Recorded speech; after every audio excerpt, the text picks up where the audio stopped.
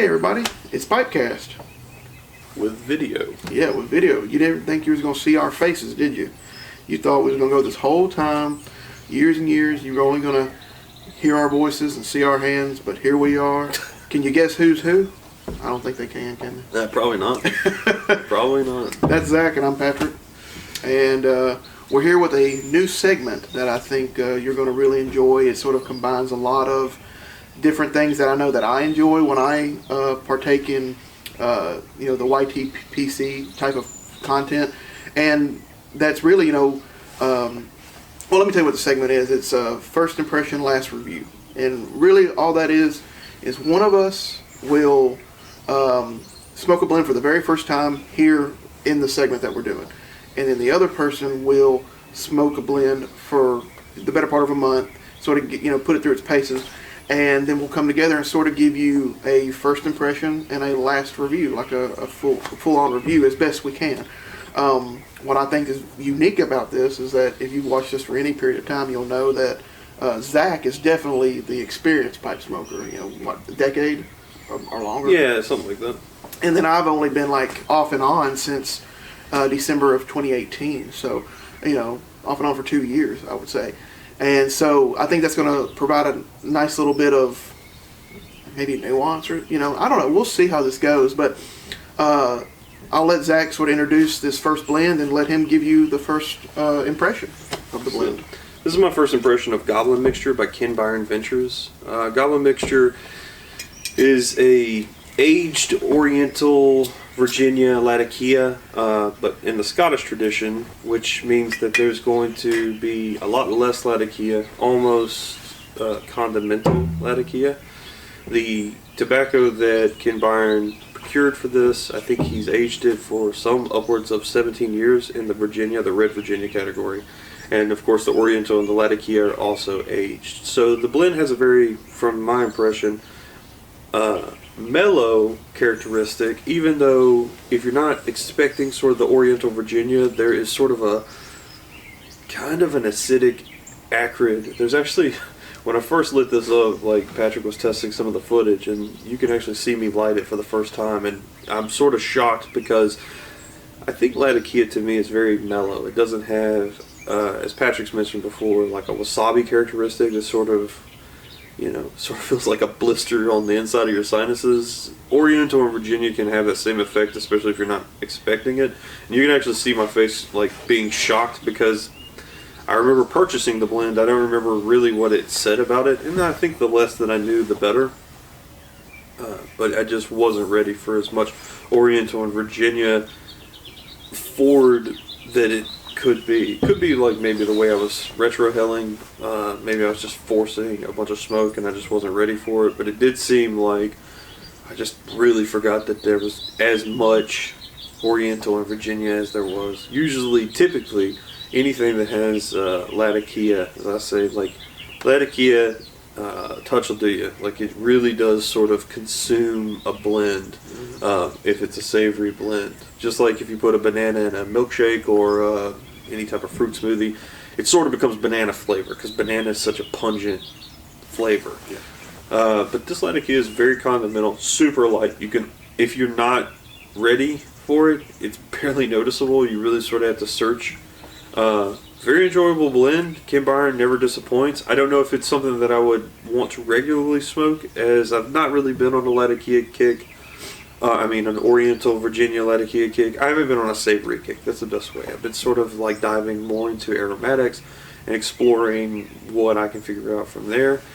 It's extremely enjoyable, but it definitely has less Latakia than even a Chelsea Morning or an Early Morning Pipe, things that sort of are a lighter English.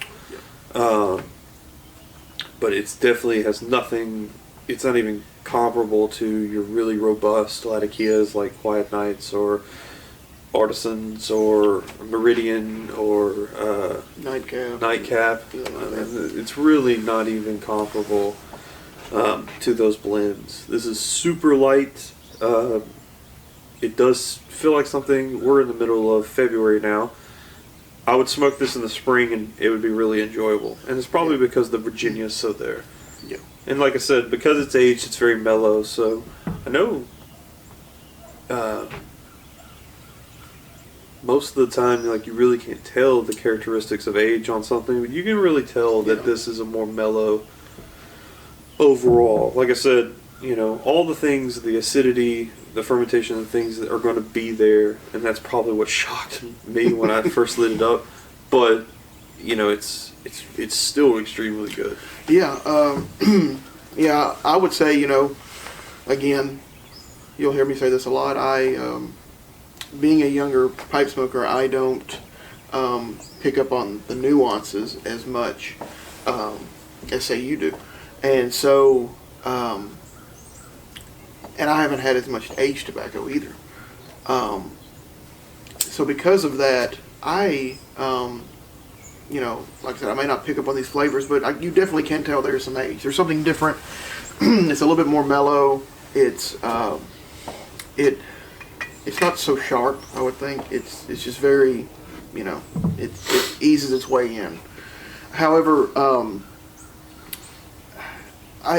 for me, it's just sort of, I think you put it this way once before, like Orlick Golden Slice is technically a Virginia with a little bit of Perique in it.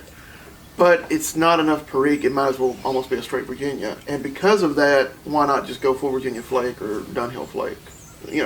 That's sort of how I feel about this, and probably I guess it's how I feel about Scottish mixtures or Scottish blends. Is I would rather either go to just a full Oriental blend or a straight Virginia, or just move on up and give me some Latakia. Like actually give me some full-bodied English Balkan blends. So it's still a very good blend. It's just, again, I don't think I would reach for it quite that often. I would probably, if I wanted some more of that sour, tangy, for me a lot of times Virginias are very toasty. I get a lot of toast flavor out of a Virginia. I'll go for a full Virginia Flake or Dunhill Flake or HH Pure Virginia. Or if I wanted some kind of Latakia, then I'll go HH Latakia or Artisan's Blend, really. So, yeah, I just don't see myself reaching for this that much. So just no half measures. No, yeah, I mean, but but I don't want that to sully the idea of the blend or of the blend itself, because it's a good blend. Well, I mean, like, this is personal preference versus, like, you haven't, like, bad-mouthed the tobaccos, and we've had blends before that really don't seem like the tobacco stands up in flavor. This profile's good if the profile is what you're interested in. That's sort of personal preference. I don't think Ken Byron procures bad tobacco. No. From what I have smoked of his. It's not. Everything is quality. It's just, this isn't going to be the blend for everyone. And that's because, like Patrick said, if you're going to go for it. Yeah, and probably, I mean, that's where you get most of your biters from, right? Most people want the extremes of they either want a straight Virginia or they want a Virginia Perique or they want a heavy English.